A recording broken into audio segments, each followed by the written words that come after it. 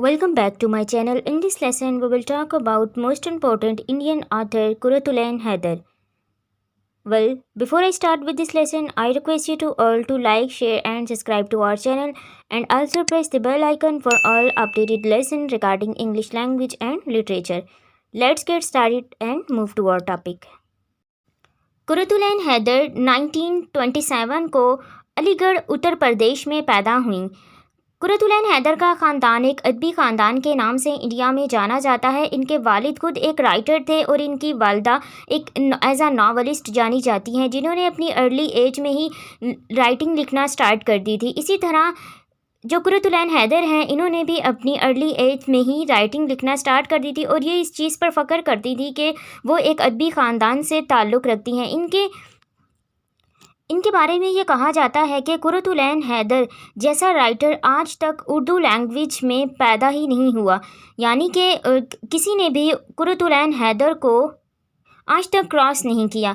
कुरतुलैन हैदर ने जब अपने वर्क्स लिखना स्टार्ट किए तो इनके वर्क्स में हमें पार्टीशन के बारे में देखने को मिलता है कि ये किस तरह इंडिया पार्टीशन के बारे में बताती हैं, ब्रिटिश राज के बारे में बताती हैं और इसके साथ साथ वो हमारी सोसाइटी के जो डिफरेंट सोशलिस्ट ग्रुप्स होते हैं और वो किस तरह काम करते हैं उनके बारे में डीपली डिटेल देती हैं अपने वर्क्स में। कुरतुलैन हैदर ने आफ्टर पार्टीशन पाकिस्तान में भी काम किया और वो एक एज आ जर्नलिस्ट काम करती रही हैं। इसके साथ साथ वो एयरलाइन के साथ भी मुंसलिक रही, लेकिन वो हिंदुस्तान को कभी भुला नहीं सकी और वो अपनी फैमिली के साथ दोबारा हिंदुस्तान शिफ्ट हो गई। इसीलिए हम इनको इंडियन राइटर कहते हैं कि इनका कुछ अरसा जो है पाकिस्तान में भी गुजरा, लेकिन फिर भी ये एक इंडियन राइटर हैं क्योंकि ये इंडिया में पैदा हुई थी और इनकी डेथ भी इंडिया में ही हुई, इसलिए हम इनको इंडियन लिटरेचर में ही स्टडी करते हैं। कुरतुलैन हैदर की राइटिंग किस किस्म की होती है वो डिस्कस करते हैं कि इनके वर्क्स को क्यों ऐसी पॉपुलैरिटी हासिल है कि आज तक उर्दू लैंग्वेज में कुरतुलैन हैदर जैसा कोई भी राइटर पैदा नहीं हुआ। कुरतुलैन जो हैं वो ग्लिम्पसेस ऑफ हिस्ट्री के बारे में बहुत ज़्यादा फेमस हैं कि ये अपने वर्क्स में हिस्ट्री को, चाहे वो सदियों की है, उसको इस तरह प्रेजेंट करती हैं कि वो एक विद इन अ पेज में वो कई हज़ार साल की हिस्ट्री को वो एक ऐसे उसका सिर्फ हम एक झलक दिखाती हैं और हम कई हज़ार साल पीछे चले जाते हैं अपने माजी में।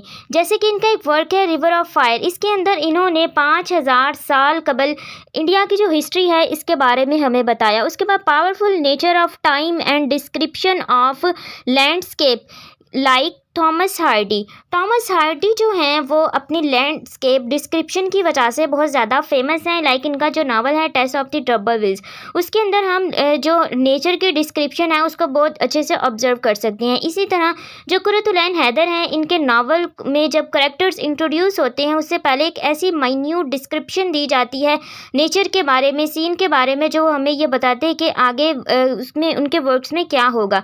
यानी कि इतनी बारीक चीज़ माइन्यूट डिस्क्रिप्शन कहते हैं कि जब किसी वर्क में कोई राइटर इतनी छोटी छोटी बारीकियों को इस तरह प्रेजेंट करता है, उसकी खूबसूरती के बारे में बताता है, उसको माइन्यूट डिस्क्रिप्शन कहते हैं।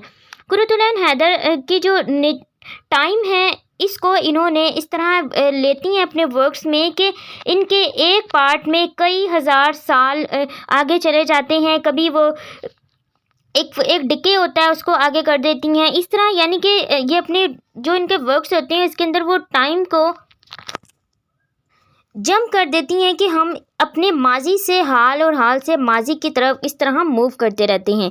इसके बाद टू फॉर्म्स ऑफ पीपल, इन्होंने अपने वर्क्स में हमेशा टू फॉर्म्स ऑफ पीपल दिखाए हैं, यानी कि ये या तो ये अपर क्लास दिखाती हैं या फिर लो जो एक बहुत ही लोअर क्लास होते हैं उनके बारे में ये हमें बताती हैं। इसके साथ साथ story of partition in fictional fairy tales, इनकी जो एक वो है ब्यूटीफुल इनकी एक पोइम है चंद्रिला। इसके साथ साथ इनका एक और फेमस वर्क है पतझड़ की आवाज़।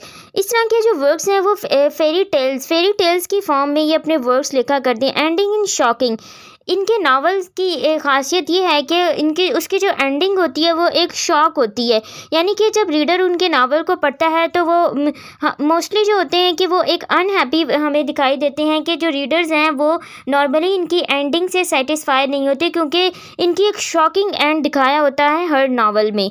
पार्टीशन के बारे में ये बहुत ज़्यादा हमें देती हैं, क्योंकि इनका मेजर थीम ही पार्टीशन है, क्योंकि ये एक पोस्ट कॉलोनियल राइटर भी हैं, तो इसलिए इनके वर्क्स में हमें इंडिपेंडेंस, इनके क्राइसिस वगैरह देखने को मिलते हैं, यानी कि किस तरह हम माइग्रेट किया लोगों ने, कौन कौन से इश्यूज से, किस तरह इंडिपेंडेंस के लिए हिंदू पाकिस्तान जो इंडिया मुस्लिम हैं वो किस तरह इसके साथ साथ लड़े, और इसके साथ साथ ब्रिटिश राज क्या था, उन्होंने किस तरह लोगों को एक्सप्लॉइट किया, इन सब को वो बहुत अच्छे तरीके से दिखाती हैं। इनके वर्क्स पढ़ने के बाद हमारे माइंड में किस किस्म के क्वेश्चंस आते हैं कि पार्टीशन क्या है। पार्टीशन हम देखते हैं कि मोस्टली हम अपने वर्क जो हमारी टेक्स्ट बुक्स वगैरह होती है उसके अंदर हम पार्टीशन के बारे में पढ़ते हैं, लेकिन असल में पार्टीशन है क्या, वो ये हम अपने नावल्स में दिखाते हैं। लिटरेरी सोशो पॉलिटिकल जो हमारे क्राइसिस होते हैं उनको इन्होंने इस तरह एनालिसिस किया है कि इनके वर्क्स को पढ़ने के बाद हम इस तरह महसूस करते हैं कि हम उस जगह पर उस टाइम पर मौजूद हैं, कि हम उस सीन को खुद ऑब्जर्व कर रही हैं।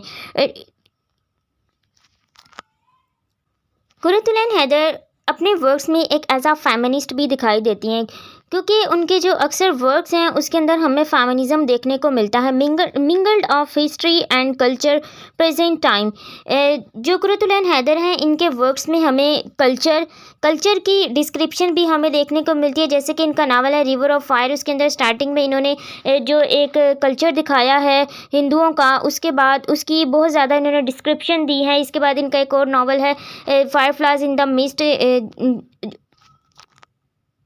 उसके अंदर भी इन्होंने कल्चर को बहुत ज़्यादा प्रेजेंट किया है। इनके कुछ टाइटल्स हैं जो कि इन्हें कहा जाता है, इनको Virginia Woolf of Urdu language कहा जाता है। जैसे कि हम वर्जीनिया वुल्फ जानते हैं, इंग्लिश लैंग्वेज में वर्जीनिया वुल्फ है, इनको Virginia Woolf of Urdu language कहा जाता है। इसके साथ साथ इन्हें उर्दू लिटरेचर में एनी आपा के नाम से जाना जाता है, क्योंकि जब इन्होंने अपना वर्क्स लिखना स्टार्ट किया और जब इन्होंने पब्लिश करवाया तो इन्हें कहा गया था कि आप अपने ओरिजिनल नेम से अपने वर्क्स पब्लिश मत करवाएं, तो इन्होंने अपना जो एक पेन नेम होता है वो एनी आपा यूज़ किया, इसलिए इनको उर्दू लैंग्वेज में एनी आपा के नाम से भी जाना जाता है। इसके बाद इनका एक और टाइटल है जो इन्हें इस्मत चुगताई, जो कि एक उर्दू राइटर हैं, इन्होंने दिए हैं, वो इन्हें कहा करती थी पॉम पॉम डार्लिंग।